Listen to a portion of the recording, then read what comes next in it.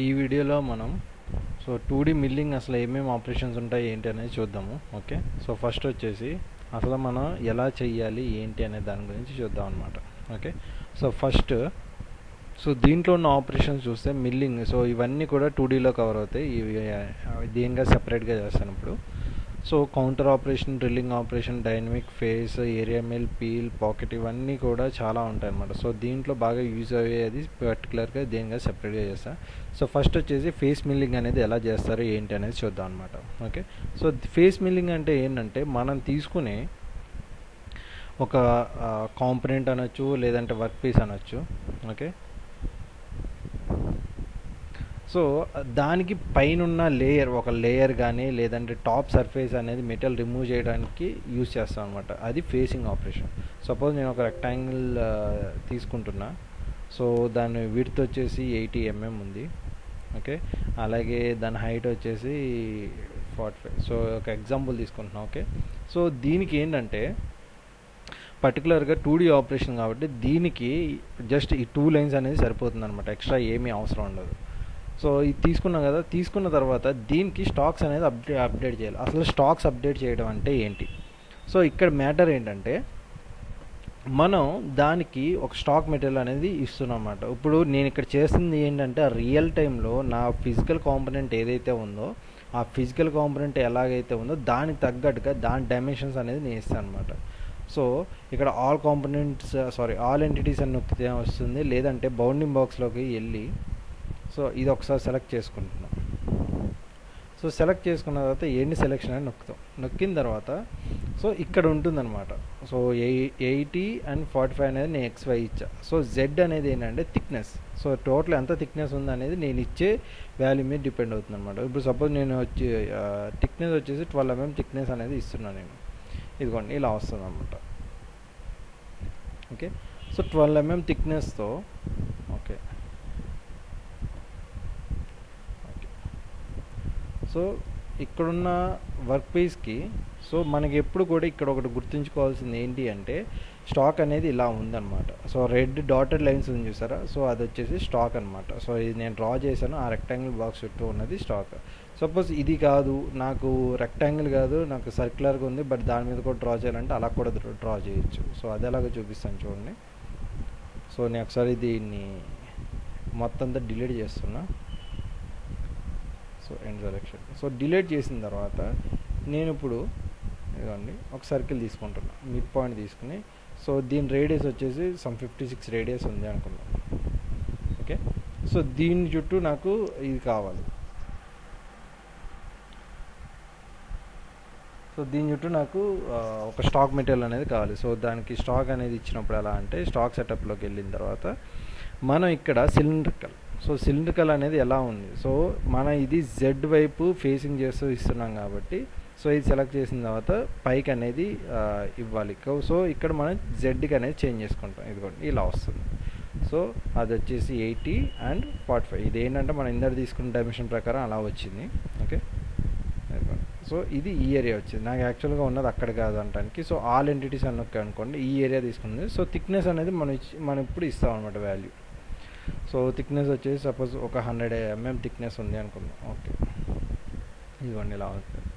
So జనరల్గా మనం ఇచ్చినప్పుడు ఎలా అంటే జెడ్ ఎప్పుడు కూడా టాప్ ఏరియాలో Z = 0 చేస్తాం, బట్ ఇది ఉన్న సినారియోలో చూస్తే పైకి ఉంటుంది. సో ఇది మనకి కిందకి చేంజ్ చేసుకోవాలి అంటే సో ఇక్కడికి వచ్చి నా సెంటర్ పాయింట్ ఇక్కడని ఇచ్చి సో 100 అని ఇచ్చా, నా సెంటర్ పాయింట్ ఇది అని ఇచ్చి ఓకే చేసాం అనుకోండి. సో ఇది అనేది అప్డేట్ అవుతుంది అన్నమాట కిందకి. సో అలా చేసుకోవచ్చు. లేదు అనుకుంటే ఆల్ ఎంటిటీస్ బౌండింగ్ బాక్స్లోకి వచ్చినప్పుడు సో నేను ఇక్కడ సెలెక్ట్ చేస్తాను. సో ఇక్కడ ఆరిజిన్ పాయింట్ ఎక్కడ ఉంది అని అడుగుతుంది అనమాట. నాకు ఆరిజిన్ పాయింట్ ఇక్కడ ఉంది, నాకు కిందకి హైట్ అనేది కావాలి. హైట్ అనొచ్చు, లేదంటే దాని లెంత్ అనొచ్చు అనమాట. ఓకే, ఇదిగోండి కిందకి వచ్చింది. సో ఇలా ఉంది. ఓకే, సో నేను యాక్చువల్గా ఇంకొంచెం ఇద్దాం అనుకుంటున్నాను అనమాట. So bounding box.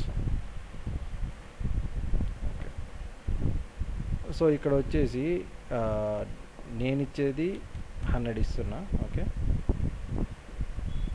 So so మిడిల్లో తీసుకున్న 100 ఇస్తే 50 mm పైన ఉంటుంది, 50 mm కింద ఉంటుంది అనమాట.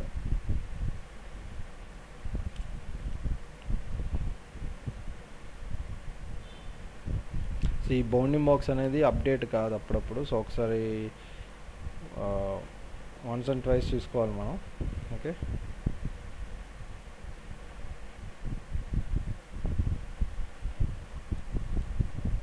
ఇదిగోండి ఇప్పుడు అప్డేట్ అయింది. ఓకే, సో ఇలా వచ్చింది. సో దాని అర్థం ఏంటంటే నాకు ఒరిజినల్గా కాంపోనెంట్ అనేది కింద ఉంది, నేను మెటీరియల్ అనేది పైన రిమూవ్ చేయాలనుకుంటున్నా అనడానికి ఇలాగే బెటర్ ఆప్షన్ అనమాట. ఓకే, సో టూల్ పాత్లోకి వచ్చిన తర్వాత ఫేసింగ్ ఆప్షన్ తీసుకున్నా, నాకు ఈ ఏరియాలో ఫేసింగ్ చేయాలని చెప్పి తీసుకుంటాను అనమాట. ఓకే, సో ఈ చైనింగ్ గురించి మీరు ఇంతకు ముందే చూసుంటారు, మీకు ఐడియా ఉండుంటుంది. సో ఇక్కడికి వచ్చిన తర్వాత ఇక్కడ ఏంటంటే, సో ఇక్కడ ఉన్నదే మనం ఫాలో అవుతాం. సో ఇక్కడ నొక్కితే దాని గురించి డీటెయిల్స్ అన్నీ ఇక్కడ వస్తుంది అనమాట. సో ఇలా ఉంటుంది. So tool path type. So tool path type అంటే ఇక్కడ ఏమేమి టూల్ పాత్ సెలెక్ట్ చేసుకుంటున్నాం, కౌంటరా, పాకెట్, ఫేసింగ్, స్లాట్ మిల్, ఇవన్నీ ఒక కేటగిరీ కింద వస్తుంది అన్నమాట 2D ఆపరేషన్స్లో. ఓకే, సో నేను అక్కడ చైన్ సెలెక్ట్ చేసుకున్నాను లేదా. చైన్ అంటే ఏంటంటే మనం మిషనింగ్ చేసే ఏరియాని చైన్ అంటాం అన్నమాట ఇక్కడ. తర్వాత టూల్ సెలెక్ట్ చేసుకున్న తర్వాత క్రియేట్ న్యూ టూల్ అనే ఆప్షన్ సెలెక్ట్ చేసుకుని, సో అక్కడ ఎండ్ మిల్, సో ఏదైతే కావాలో అది ఎండ్ మిల్ తీసుకోవచ్చు, లేదా ఫేస్ మిల్ కావాలంటే ఫేస్ మిల్ కట్టర్ అయినా తీసుకోవచ్చు. ఓకే, సో తీసుకున్నాను ఇక్కడ. సో ఇది వచ్చేసి కింద డైమెన్షన్, ఇదేం పై డైమెన్షన్. సో ఇది అకార్డింగ్ టు ద స్టాండర్డ్ ఉంటుంది, లేదు కస్టమైజ్ కావాలంటే మీరు ఇక్కడ చేంజ్ చేసుకోవచ్చు. అండ్ స్పీడ్స్ అండ్ ఫీడ్స్ కూడా ఇక్కడ ఉంటుంది. సో స్పీడ్స్ అండ్ ఫీడ్స్కి నేను సపోజ్ 1200 ఫీడ్ రేట్, అలాగే స్పిన్నిల్ స్పీడ్ వచ్చేసి 3500 RPM అనేది ఇస్తున్నాను. సో దానికి తగ్గట్టుగా ఇక్కడ ఫీడ్ పర్ టూత్, అలాగే కటింగ్ స్పీడ్ అనేది ఉంటుంది. సో ఇక్కడ ఏంటంటే feed rate, feed per tooth ఈ రెండు ఒకదానికి ఒకటి డైరెక్ట్లీ ప్రొఫెషనల్ ఉంటుంది, అలాగే స్పిన్డిల్ స్పీడ్, కటింగ్ స్పీడ్ ఇవి కూడా. సో దీని గురించి ఒక వీడియో అయితే ఉంది, ఒకసారి మీరు చూడండి. సో మీకు క్లియర్గా అర్థమవుతుంది. సో ఇక్కడ వచ్చేసి tool holders. So tool holders గురించి కూడా ఒక వీడియో ఉంది, మీరు అబ్జర్వ్ చేస్తే మీకు క్లియర్ కట్గా అర్థమవుతుంది దాని గురించి.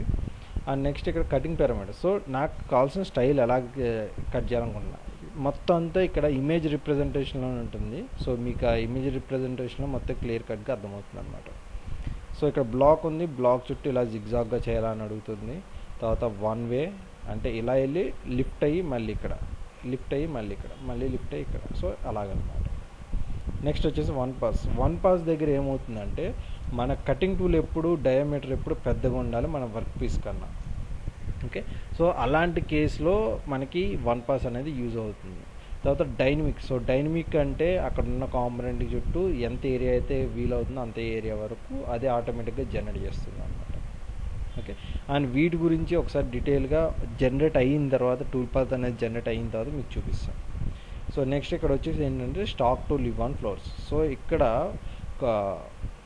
ఫ్లోర్ మీద. సో ఫ్లోర్ మీద అంటే ఏంటంటే మనకి ఫేస్ ఆపరేషన్ చేస్తాం కదా, పైన మనం ఆపరేషన్ చేసినా సరే ఇంకా ఎంత స్టాక్ వదలాలి అనేది.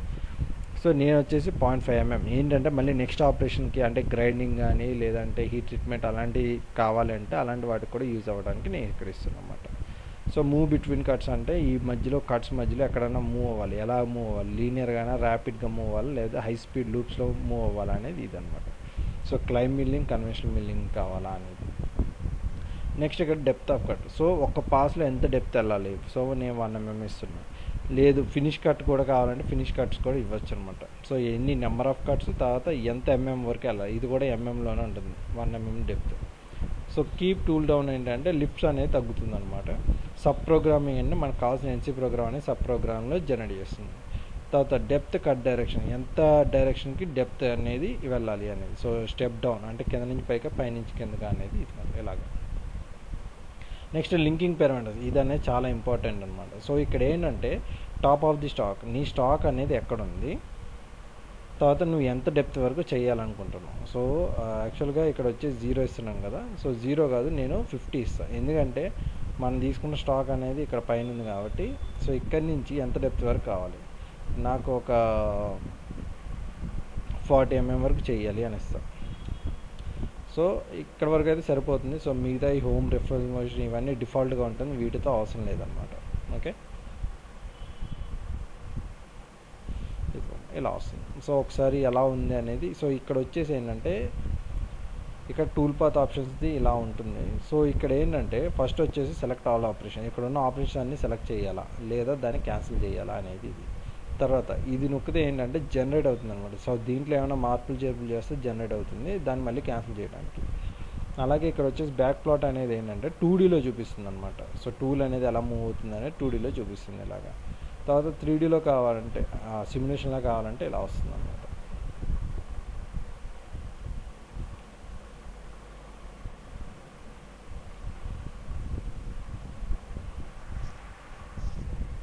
సో సిమ్యులేషన్లో జనరేట్ అవుతుంది. సో ఇక్కడ ఏంటంటే సైడ్ చూసుకుంటే టూల్ పాత్ అనేది ఎలా ఉంటుంది, ఎంత టైం పడుతుంది, 9 minutes పడుతుంది అన్నమాట దీన్ని చేయడానికి. సో మ్యాక్సిమం ఎక్స్లో ఎంత, వైలో ఎంత, జెడ్, తర్వాత ర్యాపిడ్ మూమెంట్స్, టైము, ఈ టోటల్ డీటెయిల్స్ అనేది ఇక్కడ ఉంటుంది.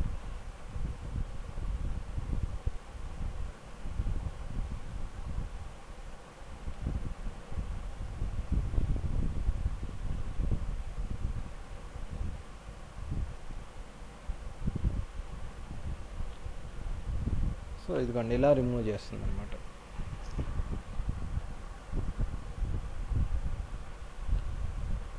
సో ఇక్కడ ఒక విషయం చెప్పాలి ఏంటి అంటే, సో ఇక్కడ ఇలా వచ్చింది కదా.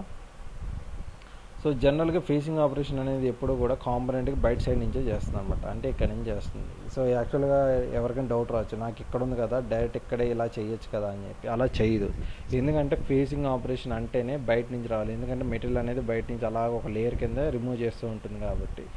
అలా కాదు అని చెప్పి మనం చేస్తే ఏమవుతుందంటే అక్కడున్న వర్క్ పీస్ కటింగ్ టూల్ అనేది డ్యామేజ్ అయ్యే అవకాశాలు ఉన్నాయి.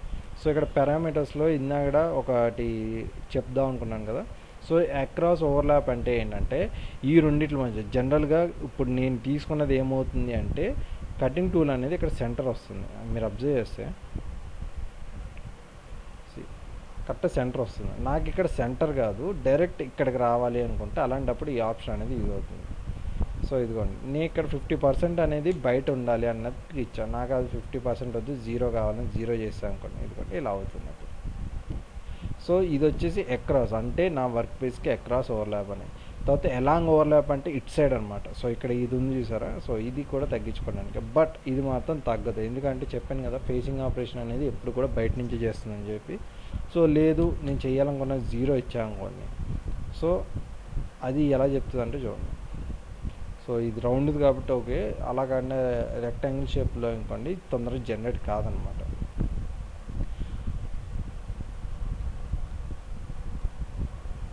అలాగే ఇక్కడ వచ్చేసి approach distance. So approach distance అంటే ఏంటంటే సో లోపలికి ఎంట్రీ లెవెల్ ఒక 50% ఇదిగోండి, యాక్చువల్గా ఇక్కడ నుంచి రావాలి, బట్ ఇక్కడ 50% అనేది బయట నుంచి వచ్చింది. సో ఇది ఒకసారి జనరేట్ చేసి చూస్తే ఇదిగోండి ఇలా వస్తుంది అనమాట.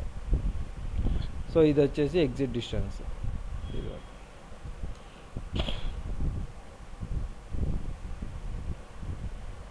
సో ఇలా ఉంటుంది. సో ఫేసింగ్ ఆపరేషన్ అంటే ఇదన్నమాట. ఓకే.